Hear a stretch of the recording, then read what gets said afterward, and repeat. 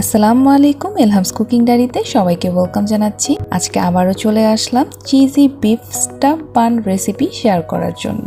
এটি বলতে পারেন বার্গারের একটি হোল প্যাকেজ। গতানুগতিক বার্গারের থেকে এইভাবে একবার বার্গার বানিয়ে দেখতে পারেন। এটির টেস্ট অসাধারণ হয়ে থাকে, বাচ্চারা অনেক পছন্দ করবে। এই বানটি ওভেন এবং চুলায় দুইভাবেই করে দেখাবো। আশা করছি রেসিপি শুরু থেকে শেষ পর্যন্ত সবাই আমার সাথে থাকবেন। চলুন তাহলে রেসিপিতে। প্রথমেই আমি একটি মিক্সিং বোলের মধ্যে নিয়ে নিচ্ছি 2 কাপ পরিমাণের ময়দা। এখন এর মধ্যে দিয়ে দিচ্ছি 1.5 চা চামচ লবণ এবং 1.5 চা চামচ চিনি। এখানে লবণ এবং চিনি আপনাদের টেস্ট অনুযায়ীও দিতে পারেন। আর এখন দিয়ে দিচ্ছি 2 চা চামচ ইস্ট সবসময় ব্যবহার শেষে ফ্রিজে রেখে দিবেন। এখন সবকিছু উপকরণ ভালো করে মিশিয়ে নিলাম। এখন রুম টেম্পারেচারে রাখা একটি ডিম দিয়ে দিচ্ছি আর দিয়ে দিচ্ছি গরম দুধ 1/2 কাপ। এখন সব উপকরণ ভালো করে মিশিয়ে নিতে হবে। এরকম মজার মজার রেসিপি পাওয়ার জন্য যারা আমার চ্যানেলকে এখনো সাবস্ক্রাইব করেননি তারা সাবস্ক্রাইব করে বেল আইকনে ক্লিক দিয়ে রাখবেন, তাহলে আমি যখন রেসিপি আপলোড করব তার নোটিফিকেশন আপনাদের কাছে পৌঁছে যাবে। এই পর্যায়ে আমি 3 টেবিল চামচ নর্মাল পানি ব্যবহার করছি। পানি দিয়ে আবার সবকিছু ভালো করে মথে নিচ্ছি।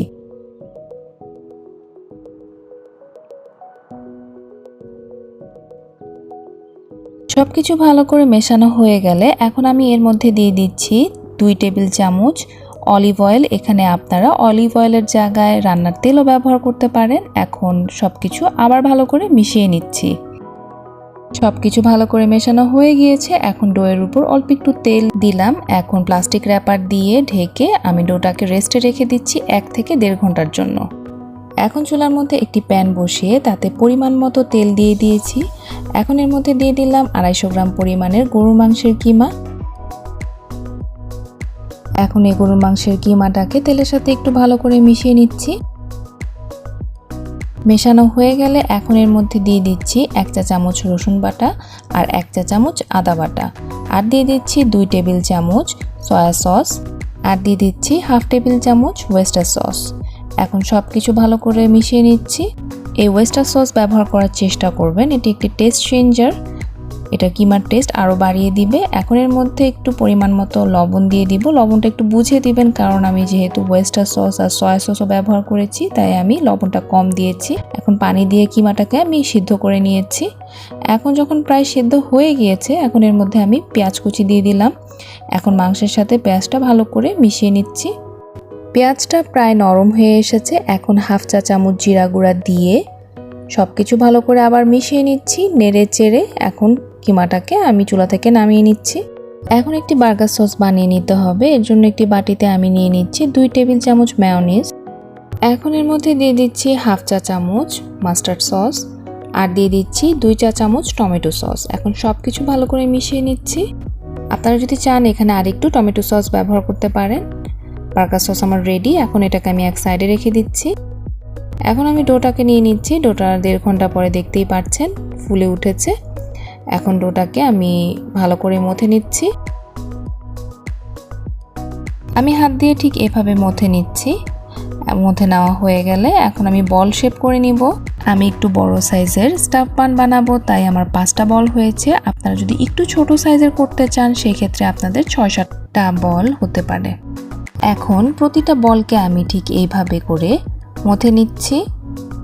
আমার এই প্রসেসটা কাইন্ডলি একটু খেয়াল করবেন আমি কিভাবে করছি।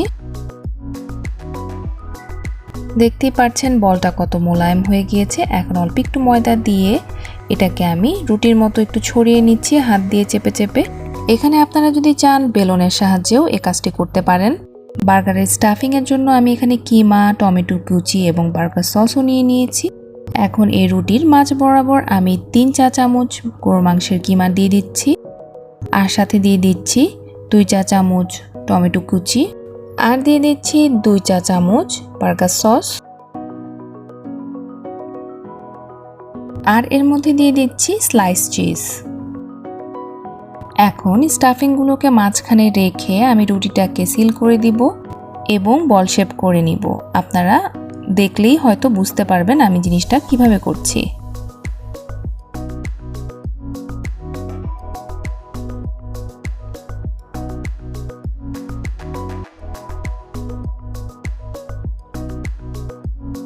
দেখতেই পাচ্ছেন খুব সুন্দর করে আমার সিল করা হয়েছে এবং একটা বল শেপও হয়ে গিয়েছে। এখন অল্প একটু ময়দা আমি ম্যাটে ছিটিয়ে বার্গার বানের শেপটা আর একটু গোল করে নিচ্ছি। ঠিক এভাবে করে আমি প্রতিটা স্টাফ বার্গার বান রেডি করে নিলাম। এখন বার্গার বানগুলোকে আমি বেকিং ট্রেতে রেখে প্লাস্টিক র্যাপার দিয়ে ঢেকে 20 থেকে 30 মিনিটের জন্য রেস্টে রেখে দিচ্ছি। অন্যদিকে চুলায় বানাবো, তাই একটি ফ্রাই প্যানের মধ্যে বেকিং পেপার বিছিয়ে দুইটা বার্গার বানকে ঠিক প্লাস্টিক র্যাপার দিয়ে ঢেকে 20 থেকে 30 মিনিটের জন্য রেস্টে রেখে দিচ্ছি। এখন অন্য একটি বাটিতে আমি ডিমের কুসুম নিয়েছি, এর মধ্যে 2 টেবিল চামচ লিকুইড দুধ নিয়ে ভালো করে মিক্স করে এক সাইডে রেখে দিচ্ছি। 20 মিনিট পরে দেখতেই পাচ্ছেন আমার বার্গার বানগুলো ডাবল সাইজ হয়ে গিয়েছে। এখন সেই দুধ এবং ডিমের মিক্সচারটিকে এই বানের উপরে ব্রাশ করে দিব সুন্দর একটি কালার আসার জন্য। এভাবে করে আমি প্রতিটা বান ব্রাশ করে নিয়েছি। এখন পরিমাণ মতো সাদা তিল আমি এর উপরে ছিটিয়ে দিচ্ছি। এখন এটিকে আমি ওভেনে বেক করব। ওভেনটাকে আমি আগেই 10 মিনিটের জন্য প্রিহিট করে নিয়েছিলাম। এখন 180 ডিগ্রি সেলসিয়াসে 15 মিনিটের জন্য স্টাফ বার্গারকে বেক করে নিচ্ছি। অন্যদিকে চুলায় বেক করার জন্য যে বানকে আমি রেখেছিলাম রেস্টে, সেটাকেও এখন আমি দুধ এবং ডিমের মিক্সচার দিয়ে ব্রাশ করে নিচ্ছি আর প্রয়োজন মতো সাদা তিল উপরে ছিটিয়ে নিচ্ছি। এখন এটা চুলায় আমি বেক করব। এখন চুলার মধ্যে একটি তাওয়া দিয়ে তাওয়াটাকে আমি 5-10 মিনিটের জন্য প্রিহিট করে নিয়েছিলাম। এখন এর উপরে আমি ফ্রাই প্যানটা বসিয়ে দিয়েছি এবং ঢাকনাটা আমি একটি লংয়ের দ্বারা বন্ধ করে দিয়েছি। মিডিয়াম হাই হিটে 20 থেকে 25 মিনিটের জন্য চুলায় এটি বেক করে নিচ্ছি। হয়ে গেল চিজি বিফ স্টাফ বান। দেখতেই পাচ্ছেন বানটা কত নরম হয়েছে উপর দিক থেকে আর ভিতর থেকে কতটা চিজি দেখা যাচ্ছে। এটা তো আমি ওভেনে বানিয়েছি। এখন আমি দেখাবো চুলায় বানানো বানটা কেমন হয়েছে। দেখতেই পাচ্ছেন এটাও উপর থেকে কতটা সফট হয়েছে। আমি কেটে দেখাচ্ছি ভিতরটা কেমন হয়েছে তা দেখার জন্য। একবার যে এই বার্গার বান খাবে সে বারবারই খেতে যাবে। দেখতেই পাচ্ছেন এটার ভিতরটাও কতটা ক্রিমি জুসি হয়েছে। আশা করছি একবার হলেও বাসায় এই রেসিপি ট্রাই করে আমাকে কমেন্ট করে জানাতে ভুলবেন না। আজকের মতো বিদায় নিচ্ছি। সবাই ভালো থাকবেন। আল্লাহ হাফেজ।